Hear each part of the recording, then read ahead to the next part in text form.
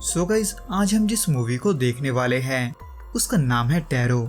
जिसमें कॉलेज के कुछ स्टूडेंट्स को एक ऐसे टैरो कार्ड का डेक मिलता है जिसे एक एस्ट्रोलॉजर ने कई सौ साल पहले अपने जान की बलि देकर काले जादू की मदद से बनाया था। पर क्यों, ये देखने से पहले आप प्लीज इस चैनल को सब्सक्राइब जरूर कर लें, क्योंकि हम ऐसे अनोखे मूवीज अक्सर आप तक लाते रहते हैं। जो कि इस केस में शुरू होता है दोस्तों के ग्रुप से, जिन्होंने अपने दोस्त का बर्थडे सेलिब्रेट करने के लिए एक पुराने मेंशन को बुक किया था, जहां वो लोग खूब मजे करते हैं। पर उनका यह मजा किरकिरा तब हो जाता है जब उन्हें यह पता चलता है कि उनके पास पीने के लिए और बियर नहीं है। हालांकि वो लोग बियर ऑर्डर करके उसे डिलीवर करवाने का भी सोचते हैं, पर अब जब ये मेंशन एक सुनसान इलाके में था तो ऐसे में उन्हें यह पता नहीं होता कि वहां पर डिलीवरी सर्विस आएगा कि नहीं। जिसमें इसी बीच पैक्सटन ये सोचता है कि शायद से उस पुराने मेंशन में कहीं ना कहीं अल्कोहल जरूर रखा होगा, इसलिए वो सभी पैक्सटन की बात मानकर उस मेंशन की तलाशी लेते हैं। पर आखिर तक उनके हाथ कुछ नहीं लगता सिवाय एक बंद पड़े दरवाजे के, जिसमें साफ साफ लिखा हुआ था कि वहां जाना मना है। पर अब जब वो सभी कॉलेज के स्टूडेंट्स थे तो ऐसे में वो उस साइन को इग्नोर करके उस दरवाजे को खोल ही देते हैं, जो कि बस एक मामूली से तय खाने का दरवाजा था। हालांकि वहां भी उन्हें अपने मतलब का कुछ नहीं मिलता, लेकिन हेली वहां पर ये नोटिस करती है कि वहां पर जितने भी चीजें रखे हुए हैं वो ना सिर्फ विंटेज है, बल्कि वो सभी एस्ट्रोलॉजी में काम आते हैं। जो कि हेली को इसलिए पता था क्योंकि वो अपने माँ के गुजरने के बाद अपना मन बहलाने के लिए खुद का ही हॉरोस्कोप देखती थी। जिसमें इसी बीच पैक्सटन को एक अजीब सा डिब्बा मिलता है, जिसमें वही टैरो कार्ड्स का डेक था जिसको एक एस्ट्रोलॉजर ने अपना बलि देकर बनाया था। पर यह बात उन्हें नहीं पता होता। हेली बस उसमें ये नोटिस करती है कि टैरो कार्ड्स का ये डेक बहुत ही अजीब है, जिसे हाथों से पेंट करके बनाया गया है। जिसको देखने के बाद एलिस हेली को सबका हॉरोस्कोप देखने को बोलती है, क्योंकि उनके पास फिलहाल करने को कुछ और नहीं था। वैसे तो हेली का ये करने का मन नहीं होता, खास करके तब जब उस डिब्बे को खोलते ही वहां पर एक हवा का झोंका आता है। लेकिन अपने दोस्तों के फोर्स करने पर वो सभी का हॉरोस्कोप देखना शुरू कर देती है, बिना ये जाने कि उस टैरो कार्ड से जिसका भी हॉरोस्कोप देखते हैं उसका मौत उसी 13वें कार्ड के मॉन्स्टर से होता है जो उसमें बने थे। जैसे कि एलिस के केस में हाई प्रिस्टेस और मैडेलिन के केस में द हैंग्ड मैन। वैसे तो हेली वहां पर सभी का हॉरोस्कोप देखती है, यहाँ तक कि अपना भी, लेकिन तब किसी के साथ कुछ भी नहीं होता, बल्कि ये रात हेली और ग्रांट के झगड़े के साथ खत्म हो जाता है, जिन्होंने हाल ही में ब्रेकअप किया था। लेकिन वो सभी इस बात से अनजान होते हैं कि उन टैरो कार्ड्स ने अपना असर दिखाना शुरू कर दिया है। इन शॉर्ट, हेली ने लूकस का हॉरोस्कोप देखते वक्त उसे कई चीजों के अलावा ये भी बताया था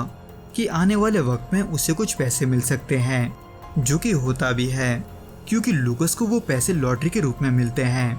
लेकिन तब किसी का ध्यान इस पर नहीं होता कि ये सब बिल्कुल वैसा ही हुआ है जैसा कि हेली ने कहा था, इसलिए बाकी सभी बेफिक्र होकर अपने घर लौट जाते हैं।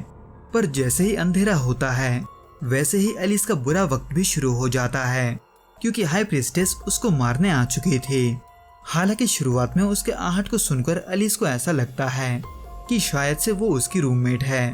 पर उसके रूम के बाहर एक सीढ़ी के अलावा कुछ नहीं होता, जो कि एटिक की ओर जा रहा था। इसलिए ये सोचकर कि उसकी रूममेट ऊपर होगी, एलिस भी एटिक की ओर बढ़ती है, जहाँ पर हाई प्रिस्टेस उसी का ही इंतजार कर रही थी,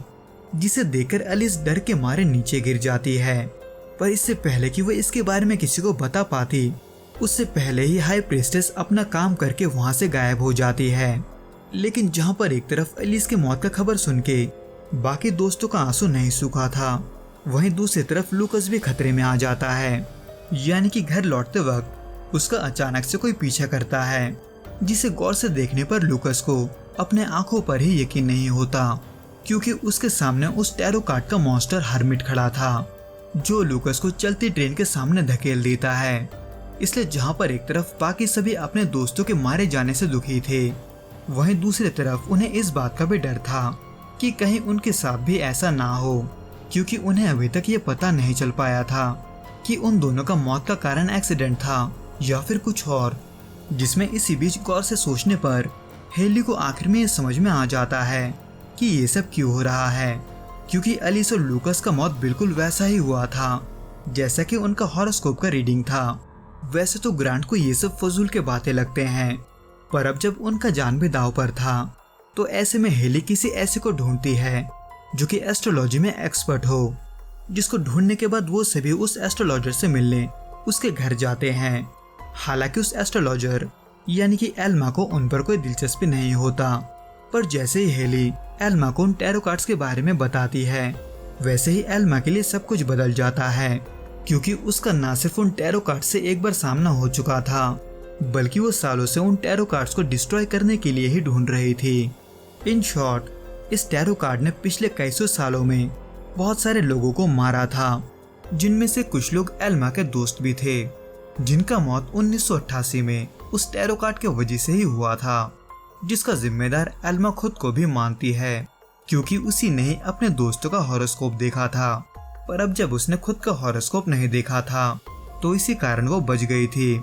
इसलिए तब से लेकर आज तक वो उसी के पीछे होती है। पर हेली को ये समझाने के लिए कि उसका सामना किससे है, वो उसे उसी एस्ट्रोलॉजर की कहानी सुनाती है जिसने उन टैरो कार्ड्स को बनाया था, जिसका शुरुआत होता है सन 1798 से, जब हंगरी में रहने वाले एक अमीर आदमी ने अपना भविष्य देखने के लिए उस एस्ट्रोलॉजर को बुलाया था। पर यह सुन के कि उसकी प्रेग्नेंट बीवी बच्चा जन्म देते हुए मारी जाएगी, वो आदमी वैसे ही उस एस्ट्रोलॉजर को भगा देता है। पर अब जब उसके किस्मत में वही था तो ऐसे में अपने बीवी और बच्चे के मरने के बाद वो इसका जिम्मेदार उस एस्ट्रोलॉजर को मानता है, ये कहते हुए कि उसने उन पर काला जादू किया था। इसलिए वो एस्ट्रोलॉजर अपनी जान बचाने के लिए भागती है, पर बदकिस्मती से उसकी बेटी उस आदमी के हाथ लग जाती है, जो उसके बेगुनाह होने के बावजूद भी उसे बेरहमी से मार देता है। इसलिए इसी चीज का बदला लेने के लिए उस एस्ट्रोलॉजर ने काला जादू करके उन टैरो कार्ड्स को बनाया था, पर उसे और भी शक्तिशाली बनाने के लिए उसने अपना बलि भी दे दिया था, जिसके वजह से न सिर्फ उसका आत्मा उससे जुड़ चुका था बल्कि वो टैरो कार्ड शापित हो चुका था। हालांकि उस एस्ट्रोलॉजर ने उस आदमी को मारकर अपना बदला ले लिया था, लेकिन अब जब वो टैरो कार्ड शापित थे तो ऐसे में उसको यूज करने वाला हर कोई उस श्राप का हिस्सा बन जाता था। इसलिए उससे बचने के लिए एल्मा उन टैरो कार्ड्स को जल्द से जल्द डिस्ट्रॉय करने को बोलती है। हालांकि ग्रांट को अब भी इन सब बातों पर यकीन नहीं होता, पर जब वो उन टैरो कार्ड्स को डिस्ट्रॉय करने के लिए मैंशन की तरफ बढ़ रहे थे तब उनका गाड़ी अचानक से बंद पड़ जाता है, क्योंकि मैडलिन को मारने हैंग्ड मैन आ चुका था। हालांकि वो सभी मैडलिन को बचाने की बहुत कोशिश करते हैं, पर हैंग्ड मैन उनके सामने ही मैडलिन को मार देता है, जिसे देखकर पैक्सटन डर के मारे अपने कैंपस लौटने लगता है, ये सोचकर कि अगर वो अपने रूम में रहेगा तो उसे कुछ नहीं होगा। पर जैसे जैसे वो अपने रूम की ओर बढ़ता है वैसे वैसे उसके हॉरोस्कोप का 13वां कार्ड यानी कि द फूल उसका पीछा करता है, जिससे एक तरफ पैक्सटन बचने के लिए भाग ही रहा था, वहीं दूसरी तरफ बाकी सभी उस मेंशन में पहुंचकर उन टैरो कार्ड्स को डिब्बे समेत ही आग में डाल देते हैं, पर किसी कारण के वजह से वो नहीं जलता, जिसको देखकर उन्हें मजबूरन एल्मा को ही बुलाना पड़ता है, जो कि उस मेंशन में पहुंचकर उस एस्ट्रोलॉजर के आत्मा से बात करने की कोशिश करती है जिसने उस टैरो कार्ड्स को बनाया था। पर इसका कोई फायदा नहीं होता, क्योंकि वो एस्ट्रोलॉजर एल्मा को भी मार देती है और उसके थोड़ी देर बाद ही हेली के दोस्त पेज को भी, जिसको मारने के लिए वो एस्ट्रोलॉजर की आत्मा पेज के हॉरोस्कोप के 13वें कार्ड यानी कि द मैजिशियन का रूप लेती है। हालांकि इसी बीच हेली को एस्ट्रोलॉजर को रोकने का तरीका मिल जाता है, पर अब जब उसके पीछे उसके हॉरोस्कोप का 13वां कार्ड यानी कि डेथ पड़ा था तो ऐसे में उस काम को करने के लिए उसे वक्त नहीं मिलता। इसलिए ग्रांट, जिसके पीछे डेविल पड़ा हुआ था, वो अपनी जान की परवाह ना करते हुए डेथ का सामना करता है ताकि हेली को वक्त मिल सके। इन शॉर्ट, उस एस्ट्रोलॉजर को रोकने के लिए हेली उस एस्ट्रोलॉजर का ही हॉरोस्कोप देखती है, जिसके 13वें कार्ड में हेली के तरह ही डेथ था, जिसका मतलब या तो किसी चीज का शुरुआत होता है या फिर सीधा मौत। लेकिन इस केस में ये हेली के लिए शुरुआत था और उस एस्ट्रोलॉजर के लिए मौत, जो कि आखिर में अपने बनाए हुए कार्ड्स के साथ ही जल जाती है। यानी कि आखिर में उन्होंने एस्ट्रोलॉजर को हरा दिया था। पर इन सब के बाद पैक्सटन को जिंदा देखकर उन्हें बिल्कुल भी यकीन नहीं होता, जो दरअसल एन मौके पर अपने रूममेट के आने की वजह से द फूल से बच गया था। तो दोस्तों, इस वीडियो में बस इतना ही। आपको ये वीडियो कैसा लगा आप हमें कमेंट करके जरूर बताना। मैं आपसे फिर मिलूंगा कुछ नए और ऐसे ही अनोखे मूवीज के साथ। अगर आपको ये वीडियो पसंद आए तो प्लीज इस वीडियो को लाइक, शेयर और प्लीज इस चैनल को सब्सक्राइब जरूर करें। Till then goodbye and be safe.